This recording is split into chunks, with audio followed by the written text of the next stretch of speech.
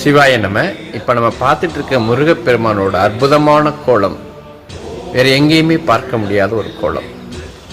இந்த கோலத்தில் சுவாமி எங்கே இருக்காருன்னு பார்த்தீங்கன்னா, கும்பகோணத்துக்கு பக்கத்தில் 6 கிலோமீட்டரில் இருக்கிற அழகாபுத்தூர் அப்படிங்கிற கிராமத்தில் தான் படிக்காசுநாதர் அப்படிங்கிற மூலவர் அமர்ந்திருக்கக்கூடிய அந்த சிவ ஆலயத்தில் சிவபெருமானுக்கு எதிராக முருகப்பெருமான் அற்புதமாக காட்சி தரார். இந்த காட்சி வேற எங்கேயும் பார்க்க முடியாது.